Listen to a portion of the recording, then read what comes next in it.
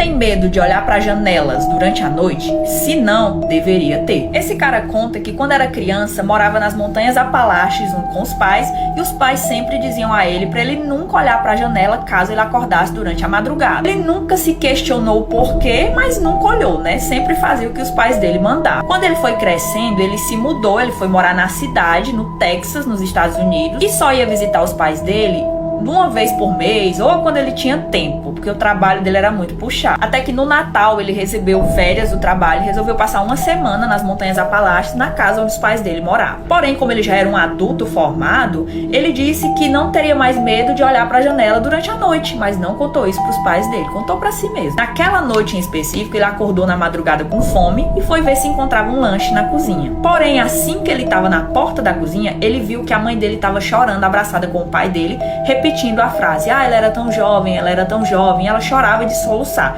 Ele não entendeu, mas voltou pro quarto e foi dormir, desistiu de comer. Ele achava que no dia seguinte os pais iam contar o que tinha acontecido pra ele, mas eles não falaram nada, então ele já começou a desconfiar de alguma coisa. Pelo contrário, naquele dia o pai dele saiu bem cedo e voltou durante a noite pra casa, já perto do anoitecer. E não voltou sozinho, ele voltou carregando janelas novas. Era uma janela feita de madeira, assim, uma madeira bem resistente. O pai dele nem falou nada antes de levar até o quarto dele e trocar a janela, colocar aquela janela mais resistente lá, uma madeira mais resistente. Também não questionou nada e naquela mesma noite ele foi dormir, mas acabou acordando de novo na madrugada com fome, e dessa vez o que impediu ele de levantar foi o barulho que ele ouviu ao lado de fora, que era um barulho como se fosse de um coiote. Não ficou com medo no início, porque aquela época do ano era comum dos coiotes ficarem fazendo barulho de madrugada. Só que quando ele levantou para checar se de fato eram os coiotes, ele se arrependeu imediatamente, porque o que ele viu não era nada parecido com um coiote, não. Na verdade, ele não chegou a ver, porque bem na hora que ele se aproximou da janela, alguma coisa acertou a mão assim com força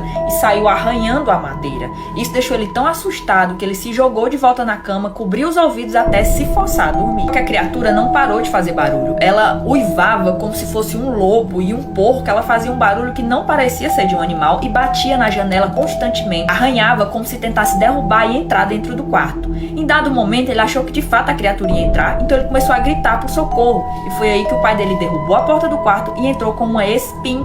Demorou muito a acertar contra a janela. Quando a criatura se afastou logo após o disparo, o pai dele começou a gritar com ele, que estava no chão, totalmente assustado, sem entender o que estava acontecendo. O pai dele gritava repetindo: eu disse pra você não olhar pra janela, eu disse pra você não se aproximar da janela, você nunca me escuta. Antes que ele pudesse responder, o pai dele puxou ele, colocou ele de pé, colocou a espinha na mão dele e os dois desceram escada abaixo. A mãe dele estava desesperada, com lágrimas nos olhos, tanto se estava tudo ok com eles dois. Eles ficaram os dois encostados na porta de saída da casa, e quando ouviram um barulho novamente do lado de fora, o mesmo rugido estranho e profundo que ele ouviu ao lado de fora da janela, o pai dele abriu a porta e saiu. Só que do contrário, ele não deixou o filho sair, disse para ele ficar lá dentro cuidando da própria mãe. Ele disse que ouviu vários disparos depois que o pai dele saiu, e quando o pai dele retornou, ele estava repleto de líquido vermelho e parecendo aterrorizado. Por isso, o pai dele nunca explicou o que é que ele tinha feito, se era de fato um animal que estava fazendo aquilo ou não. Ele conta que essa história é tão sensível que ninguém da família abre a boca para falar sobre. Talvez porque foi uma coisa que deixou todo mundo aterrorizado, traumatizado, e um jovem completamente confuso que nunca mais voltou a pisar nas montanhas Apalaches. Ele trabalhou mais ainda e fez com que os pais dele se mudassem de lá. Muito cuidado se vocês forem visitar esse lugar nos Estados Unidos. Não sai daqui sem me seguir se gosta desse tipo de conteúdo.